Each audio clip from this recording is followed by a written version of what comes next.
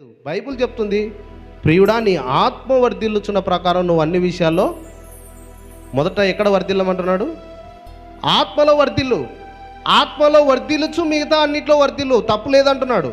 కానీ మిగతా అన్నిట్లో వర్ధిల్లుతూ పోయి ఆత్మను నిర్లక్ష్యం చేస్తే అక్కడే సమస్య వచ్చి పడుతుంది. శాంతి లేదు, సమాధానం లేదు, నెమ్మది లేదు.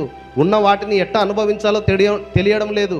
ఉన్న వాటిలో ఎట్లా తృప్తి పొందాలో తెలియడం లేదు. లేని వాటిని ఎట్లా తెచ్చుకోవాలో తెలియడం లేదు. ఎందుకంటే ఆత్మను పక్కన పెట్టి మిగతా అన్ని విషయాల్లో వర్ధిల్లడానికి ప్రయత్నం చేస్తున్నాం కనుక ఈ లోకంలో మనిషి ఆ తృప్తిని ఎట్లా అనుభవించాలి, ఆ సంతోషమును ఆనందమును ఎట్లా పొందుకోవాలి, దైవికపరమైన ఆనందం, దైవికపరమైన సంతోషాన్ని అనుభవించడంలో ఓడిపోతున్నాడు. అయితే ఆత్మను లక్ష్యపెట్టు. మొదట ఆత్మను ఎప్పుడైతే లక్ష్య పెడతామో ఆ తర్వాత మిగతా అన్ని విషయాల్లో మనం వర్ధిల్లుతాం. హల్లెలూయా. కాబట్టి ఎన్ని ఉన్నా మన ఆత్మను లక్ష్య పెట్టాలి. ఆత్మకు ఆహారాన్ని ఇవ్వాలి. శరీరానికి ప్రతిరోజు ఆహారం ఇస్తాం కదండి.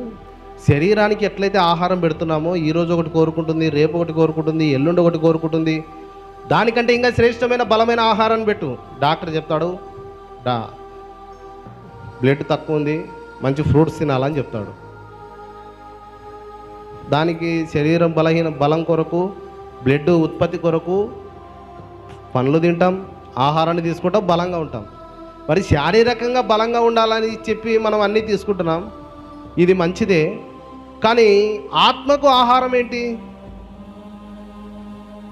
ఆత్మకు ఆహారం కావాలి కదా.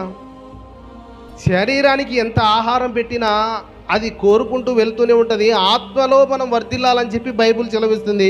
శరీరాన్ని లక్ష్య పెడుతున్నాం, కానీ ఆత్మను లక్ష్య పెడుతున్నామా? ఆత్మకు ఆహారం ఏంటి? ఆత్మకు ఆహారం దేవుని వాక్యము. హల్లెలూయా. దేవుని యొక్క వాక్యము. ప్రపంచములు దేవుని యొక్క వాక్యం వలన నిర్మాణమైనవి. కంటికి కనబడుతున్న ఈ ప్రపంచమంతా, ఈ విశ్వమంతా, ఈ ప్రపంచము, ఈ లోకమంతా ఎట్లా కలిగిందంటే దేవుని వాక్యం వలన ఇది సృష్టించబడింది. నీ ఆత్మకు కావలసిన ఆహారము, నీ జీవితానికి కావలసిన సంతోషం, నీ జీవితంలో కావలసిన స్వస్థత, దీవెన, ఆశీర్వాదాలన్నీ ఎక్కడున్నాయి? దేవుని వాక్యంలో ఉన్నాయి. దాన్ని పక్కన పెడితే సంతోషం లేదు, సమాధానం లేదు. కాబట్టి శారీరకంగా తింటున్నామంటే తింటున్నాం, బలంగా ఉన్నామంటే బలంగా ఉన్నాం, కానీ ఆత్మలో కొంతమంది బలంగా ఉండరు. చూసారా? లోపల ఎప్పుడూ ఆనందంగా ఉండరు. బయటికి నవ్వుతుంటారు కానీ లోపల బాధ ఉంటుంది. బయటికి మంచిగా కనబడుతుంటారు కానీ లోపల కృంగిపోతుంటారు. దానికి కావాల్సిన ఆహారం నువ్వు సరిగా పెట్టడం లేదు. దానికి కావాల్సిన ఆహారం సరిగా పెడితే అది బలహీనంగా ఉండదు. శరీరానికి ఆహారం పెడితే అది బలంగా ఉంటుంది, కొంచెం తిరుగులాడుతుంది, పరిగెత్తుతుంది, పని చేయగలుగుతుంది.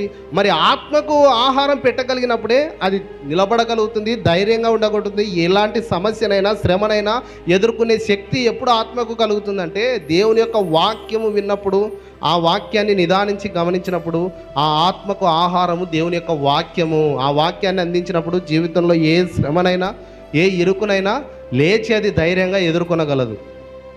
ఎందుకంటే అప్పుడు శక్తి వస్తుంది దానికి. అందుకే ఒక దైవజనుడు తన పాటలో ఒక చిన్న పదం రాస్తాడు. యేసయ్య నీ కృప తలంచగానే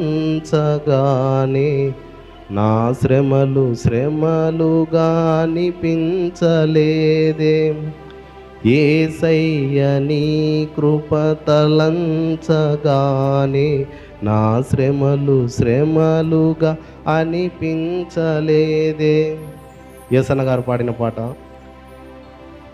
ఆయన ప్రేమను, ఆయన కృపను తలుచుకున్నప్పుడు అసలు నా ముందున్న శ్రమలుగా అనిపించలేదంటున్నాడు. ఎన్నో శ్రమలకు గుండా వెళ్తున్నా, కానీ ఆయన ప్రతిదినం ఎందుకు ఆ మాట చెప్పగలిగినాడు? ఎందుకు ఆ పాటను తన మనసులో నుంచి రాయగలిగినాడంటే ఆయన ఆత్మకు ఆహారం పెడుతున్నాడు. ఎప్పుడు కూడా ఆత్మకు ఆహారం పెడుతున్న కొద్దీ అది ఏమనుకుంటుందంటే ఇది ఎంత నా ముందు.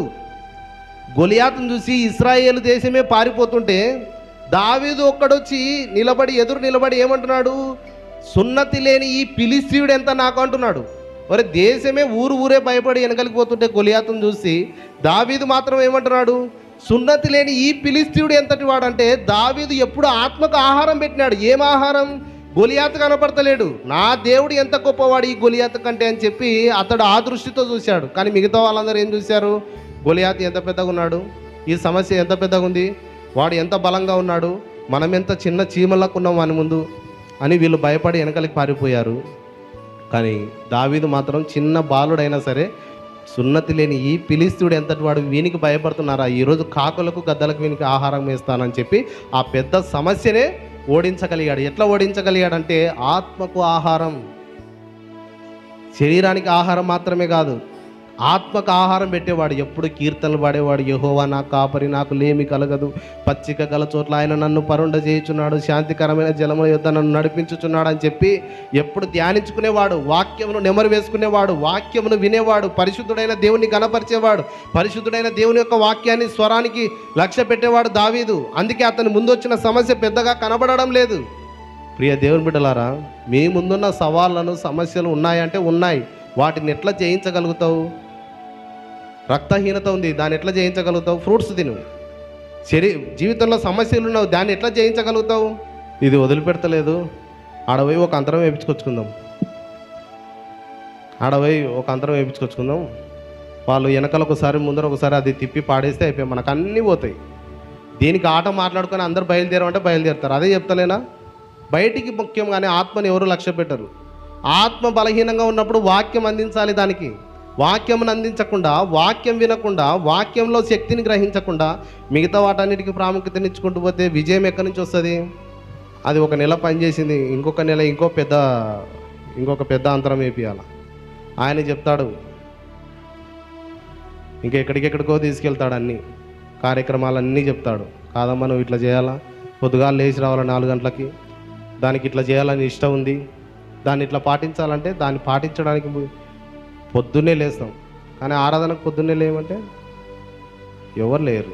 ఆరాధనకు లేమంటే లేస్తారండి, ప్రార్థన చేయడానికి లేమంటే లేస్తారండి, మందిరానికి లేమంటే లేస్తారండి. పొద్దున 6 గంటలకే మొదటి ఆరాధన అంటే కూడా లేయగలగాల ఒక విశ్వాసి. హల్లెలూయా. ఒక నెల రోజులు నువ్వు 6 గంటలకు 4 గంటలకు లేచి నేను చేసిన పద్ధతులన్నీ చేసామనుకోండి, నీకు ఆ సమస్య తొలగిపోతుంది. అంటే అది మనం ఎంత కరెక్ట్గా లేస్తామంటే 4 గంటలకు అలారం పెట్టుకొని మళ్ళీ లేస్తాం. మరి దేవుని సన్నిధికి అట్లా అలారం పెట్టుకొని లేయగలుగుతావా? దేవుని యొక్క వాక్యంలో నీ జీవితాన్ని మార్చగలిగిన మహిమ ఎక్కడుందంటే దేవుని వాక్యంలో దాగి ఉంది. ఆ వాక్యమును శ్రద్ధగా విని ఆ ఆత్మకు ఆహారం పెడుతూ పోతే గొలియాతుని ఏ విధంగా దావీదు జయించాడో అంత పెద్ద సమస్య అయినా నీ జీవితంలో ఎదురయ్యే ప్రతి సమస్య వాక్యం చేత డీల్ చేయాలి. దేవుని వాక్యం చేత డీల్ చేయాలి. సమస్య వచ్చిందా, దేవా ఈరోజు నాతో మాట్లాడని చెప్పి దేవుని సన్నిధిలో కూర్చోవాలి. విన్న మాటలు దేవుడు నాతో మాట్లాడాడని అంగీకరించాలి. దేవుడు నాతో మాట్లాడాడని అంగీకరించాలి. కొంతమంది చర్చిలో కూర్చొని పక్కన వాళ్ళకి వెళ్ళి చూస్తుంటారు, నీతోనే దేవుడు మాట్లాడేది. ఈరోజు వాక్యం వల్ల ఈమె గురించే చూడు. కొంతమంది ఈడ కూర్చొని అక్కడ దూరం చూస్తుంటారు, వాళ్ళ కోసమే దేవుడు ఈరోజు వాక్యం వాళ్ళ గురించే మొత్తం. వాక్యం ఎప్పుడు పక్కన వాళ్ళ గురించి మాట్లాడుతుంది అనేది చూస్తుంటారు, కానీ వాక్యం ఎప్పుడు మన గురించి మాట్లాడుతుంది అనేది ఆలోచన చేయాలి. హల్లెలూయా. ఇక్కడున్న ప్రతి ఒక్కరితో దేవుని యొక్క వాక్యం మాట్లాడుతుంది. కూర్చున్న ప్రతి ఒక్కరితో వాక్యం మాట్లాడకపోతే అది దేవుని యొక్క వాక్యమే కాదు. అందరినీ తాకకపోతే అది వాక్యమే కాదు. అందరినీ దర్శించకపోతే అది వాక్యమే కాదు. నిన్ను ఆత్మలో దర్శించి, నీ హృదయంలో దర్శించి, నీ అంతరంగమును శోధించి, నీ జీవితానికి కావలసిన బలము శక్తిని అది ఇవ్వకపోతే అది దేవుని నుండి వచ్చినటువంటి మాట కాదు. దేవుని నుండి వచ్చిన మాట నిష్ఫలంగా వెనకలికి వెళ్ళదు. దేవుని నోట నుండి విడుదలైన మాట అది నిష్ఫలంగా దేవుని యొద్దకు తిరిగి వెళ్ళదు. అది వచ్చిన పని నెరవేర్చే పోతుంది. వచ్చిన పని ఏంటి? నిన్ను బాగు చేయడానికి ఆ వాక్యం బయలుదేరింది. నీ జీవితాన్ని మార్చడానికి దేవుని నోట నుండి వాక్యం బయలుదేరింది. నీ జీవిత అన్ని అంశాలను మార్చడానికి దేవుని నోట నుండి వాక్యం బయలుదేరింది. బయలుదేరిన ఆ వాక్యము దేవుని యొద్దకు నిష్ఫలంగా వెనకకి మరలదు. వెనకకి ఎప్పుడు మరలుతుందంటే అది నెరవేర్చినప్పుడే దేవుని యొద్దకు వెళ్ళి అది నెరవేర్చి దేవుని ఎదుట కనబడుతుంది. కానీ అది ఎప్పుడు నెరవేరుతుందంటే దాన్ని శ్రద్ధగా విని ఆ మాటలు గైకొని వానికి ఫలమునిచ్చి, పంట వేసేవానికి ఏ విధంగా చెట్లు ఫలిస్తాయో, విత్తనాలు ఇస్తాయో, భుజించువానికి ఆహారమును దయచేస్తాయో, ఆకాశం నుంచి వర్షం పడి దేవుని యొక్క వాక్యం కూడా విన్నవానికి, అది గ్రహించిన వానికి ఫలాన్ని ఇవ్వకుండా, విజయాన్ని ఇవ్వకుండా, స్వస్థతని ఇవ్వకుండా అది తిరిగి దేవుని యొద్దకు మరలదు. దేవుని యొక్క వాక్యంలో ఉన్న శక్తి అటువంటిది. అది 2 అంచులు గల వాడిగల ఖడ్గము వంటిది. ఆ వాక్యము అగ్ని వంటిది. బలమైన బండను బద్దలు కొట్టగలే సుత్తె వంటిది దేవుని యొక్క వాక్యము. బండ లాంటి పరిస్థితులను కూడా మార్చగలిగిన శక్తి ఎక్కడుంది? దేవుని యొక్క వాక్యంలో దాగి ఉంది. హల్లెలూయా. ప్రియ దేవుని బిడ్డలారా, వాక్యము మీరు ఎప్పుడైతే దానికి విలువనిచ్చి దాన్ని వినగలుగుతారో జీవితం అన్ని అంశాలు విజయవంతంగా మారుతాయని చెప్పి మీరు ఎప్పుడు కూడా మర్చిపోకూడదు. కాబట్టి ఆత్మకు ఆహారం అందిస్తూనే ఉండాలి. అది చదవడమో వినడమో, విన్న వాక్యం మరలా వినటంలో దీవించబడతాం. అట్లా చేయగలుగుతున్నప్పుడు మనం జీవితంలో గొప్ప విజయాలు వైపు మనం పరిగెత్తడం మనమే చూడగలుగుతాం. దేవుని దయ మన మీద ఉండడం మనం చూడగలుగుతాం.